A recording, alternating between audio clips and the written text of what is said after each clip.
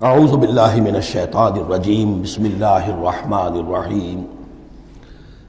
اب حضرت موسیٰ علیہ السلام کا وہ واقعہ آ رہا ہے کہ جب کہ مصر سے اپنی قوم کو لے کر نکلے، صحرائے سینا میں رہے، کوہ طور پر بلائے گئے، تورات دے دی گئی۔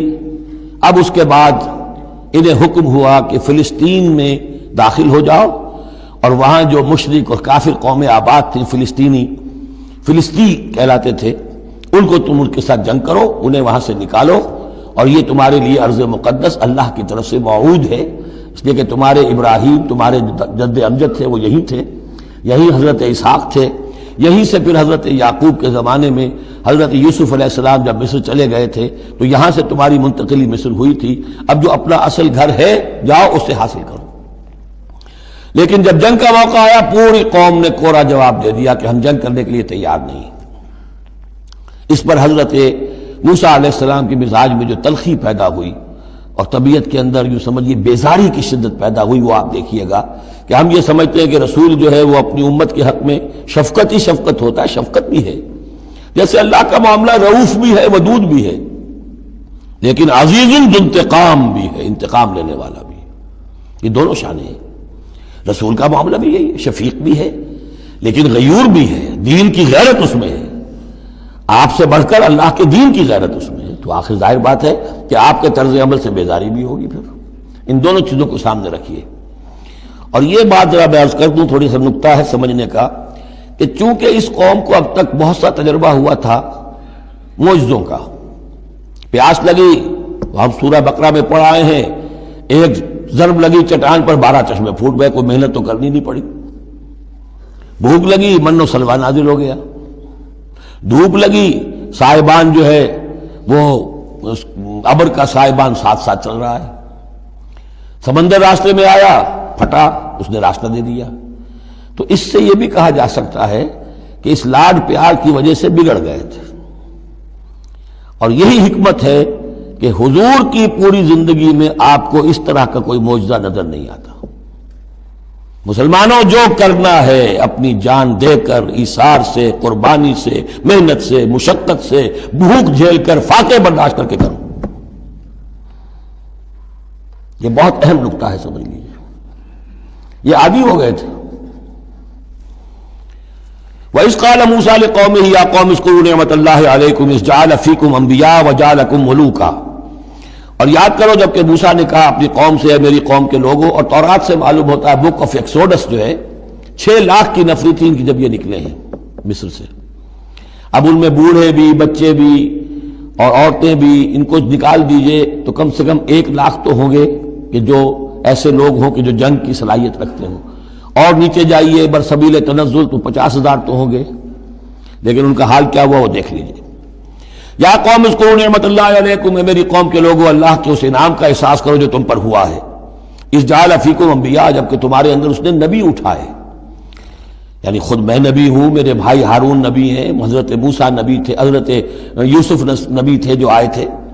وجعلکم ملوکا، اور تمہیں بادشاہ بنایا ہے۔ بادشاہ بنایا ہے تو ظاہر بات ہے اس وقت تک اگرچہ ان کی بادشاہت تو قائم نہیں ہوئی تھی، ہو سکتا ہے یہ پیشین گوئی ہو کہ جو بتائی جا رہی ہو کہ آئندہ تمہیں اللہ تعالیٰ زمین کی سلطنت بھی اور خلافت بھی دینے والا ہے، جیسے کہ حضرت داؤد اور حضرت سلیمان کے زمانے میں ہوئی۔ ایک رائے یہ بھی ہے کہ چونکہ حضرت یوسف کے زمانے میں انہیں بڑا اقتدار حاصل ہو گیا تھا، بادشاہ تو نہیں تھے، لیکن یہ کہ واقعتاً بادشاہوں کے بھی، جن کو کہتے ہیں کہ پیرزادے ہونے کے اعتبار سے بادشاہوں کے بھی مخدوم تھے اور ممدوح تھے، تو شاید اس کی طرف اشارہ ہو۔ وَآتَاكُم مَّا لَمْ يُؤْتِ أَحَدًا مِّنَ الْعَالَمِينَ، اور تمہیں وہ ساری چیزیں دیں جو پوری دنیا میں تمام جہان والوں میں کسی کو نہیں دی۔ یا قوم ادخلوا الارض المقدسۃ التي كتب اللہ لکم، اے میری قوم کے لوگوں اب داخل ہو جاؤ اس ارض مقدس میں، اس فلسطین میں جو اللہ نے تمہارے لیے لکھ دی ہے، اللہ کا فیصلہ ہے، تمہیں ملے گی۔ ولا ترتدوا على ادبارکم، اور اب اپنی پیٹھوں کے بل نہ واپس نہ پھرنا، فتنقلبوا خاسرین، اگر ایسا کرو گے تو خسارے میں رہو گے۔ قالوا یا موسیٰ ان فیہا قوما جبارین، انہوں نے کہا موسیٰ ہم فلسطین میں داخل ہو جائیں، اس میں تو بڑی جابر قوم ہے، بڑی طاقتور قوم ہے، قداور لوگ ہیں، لعیم ہے، جسیم ہے، ان فیہا قوما جبارین وانا لن ندخلها حتی یخرجوا منها، ہم اس زمین میں داخل نہیں ہوں گے، اپنے قدم نہیں بڑھائیں گے جب تک کہ وہ وہاں سے نکل نہ جائیں۔ وَإِن يَخْرُجُوا مِنْهَا فَإِنَّا دَاخِلُونَ، وہ نکل جائیں پھر ہم داخل ہو جائیں گے۔ قال رجلان من الذین یخافون، کہا دو اشخاص نے کہ جو خوف رکھتے تھے اللہ کا بھی، انعم اللہ علیہما، اللہ نے بھی ان پر انعام کیا تھا۔ یہ دو شاگرد تھے جو قریبی صحابی یا حواری تھے حضرت موسیٰ کے۔ یوشع ابن نون تو وہ ہے کہ جو پھر ان کے بعد جانشین بھی ہوئے، اور گمان غالب یہی ہے کہ وہ نبی بھی تھے، اور دوسرے تھے کالب بن یفنہ۔ تو ان دونوں نے اپنے قوم کے لوگوں کو سمجھانا چاہا۔ قال رجلان من الذین یخافون انعم اللہ علیہما ادخلوا علیہم الباب، ہمت کرو دروازے میں ایک دفعہ گھسو تو صحیح۔ فاذا دخلتموہ فانکم غالبون، جب تم داخل ہو جاؤ گے تو غلبہ تمہیں مل جائے گا۔ وعلی اللہ فتوکلوا، اللہ پر توکل کرو، ان کنتم مؤمنین، اگر تم مومن ہو۔ قالوا یا موسیٰ انا لن ندخلها ابدا، انہوں نے کہا موسیٰ ہم تو کبھی بھی، یہ ترجمہ کبھی بھی اصل میں کیا گیا ہے اس مصحف میں بھی، لیکن یہ گرامر کے اندر عربی محاورے میں ابدا، ہرگز ہرگز، ہم ہرگز ہرگز داخل نہیں ہوں گے۔ یا موسیٰ لن ندخلها ابدا، ہم ہرگز داخل نہیں ہوں گے، ما داموا فیہا، جب تک کہ وہ اس میں موجود ہے۔ فاذهب انت وربک، جاؤ تم اور تمہارا رب، اور یہ میری طرف سے اضافہ کر لیجئے، ساتھ اپنی لٹھیاں بھی لے جاؤ، یہ تمہارا عصا جو ہے اتنے بڑے بڑے کارنامے دکھائے ہیں، یہ بھی ساتھ لے جاؤ۔ فَذْهَبْ أَنْتَ وَرَبُّكَ فَقَاتِلَا، اور جا کے قتال کرو، إِنَّا هَاهُنَا قَاعِدُونَ، ہم تو یہاں بیٹھے ہیں، زمین جنبت نہ جنبت محمد، ہم تو یہاں ٹکے ہوئے، ہم نہیں ہلیں گے۔ قال رب، اب دیکھیے بیزاری، وہی حضرت موسیٰ سورہ قصص میں آپ واقعہ پڑھیں گے کہ قبطی جو تھا وہ مار رہا تھا ایک اسرائیلی کو، تو اس کی طرف سے پھر مدافعت کرتے ہوئے حضرت موسیٰ نے ایک مکہ رسید کیا اور اس قبطی کی جان نکال دی۔ فَوَقَدَهُ مُوسَىٰ فَقَضَىٰ عَلَيْهِ، اس وقت اتنی محبت اپنی قوم سے، اور اب کیا حال ہے؟ قال رب انی لا املک الا نفسی واخی، انہوں نے عرض کیا پروردگار مجھے تو اختیار نہیں ہے سوائے اپنی جان کے اور اپنے بھائی ہارون کی جان کے۔ فَفْرُقْ بَيْنَنَا، باقی یہ پوری قوم انکار کر رہی ہے تو اب تفریق کر دے، علیحدہ کر دے، جدائی ڈال دے ہمارے مابین، وَبَيْنَ الْقَوْمِ الْفَاسِقِينَ، اور ان ناہنجار لوگوں کے درمیان، میں اب ان کے ساتھ رہنا نہیں چاہتا۔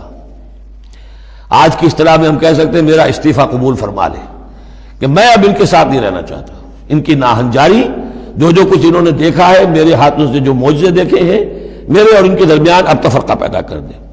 اللہ نے یہ درخواست قبول نہیں کی، لیکن یہ کہ تذکرہ بھی نہیں کیا۔ قال فإنها محرمة عليهم 40 سنة، نہیں، ہم جو سزا انہیں دے رہے ہیں وہ یہ ہے کہ اب یہ ارض مقدس، اگر یہ بزدلی نہ دکھاتے ابھی ہم انہیں دے دیتے، اب انہوں نے بزدلی دکھائی ہے تو اب یہ ان پر حرام رہے گی 40 برس تک۔ یتیہون فی الارض، اسی صحرا میں، اسی صحرائے سینا میں، سینائی پیننسولا، یہ بھٹکتے پھریں گے۔ فلا تأس علی القوم الفاسقین، تو اب آپ اس فاسق لوگوں کے بارے میں اب آپ افسوس نہ کریں، اپنے دل کے اندر رنج نہ لیں اب جو کچھ ان پر بیتے گی، لیکن بہرحال آپ ان کی طرف رسول بنا کر بھیجے گئے ہیں، جب تک زندگی ہے آپ کو ان کے ساتھ رہنا ہے۔ یہاں ذرا یاد کر لیجئے کہ جو حضرت موسیٰ نے کہا انی لا املک الا نفسی واخی، حضور سے کیا کہا گیا تھا سورہ نساء میں؟ فقاتل فی سبیل اللہ لا تکلف الا نفسک وحرض المؤمنین، اے نبی آپ اللہ کی راہ میں قتال کیجئے، آپ پر ذمہ داری نہیں ہے سوائے اس کے کہ آپ کی اپنی جان ہے، اور آپ اہل ایمان کی جتنی تحریض، ترغیب، تشویق، جتنے ان کے ایمان کے جذبات کو اپیل کرنا ممکن ہے کیجئے، بس۔ صدق اللہ العظیم۔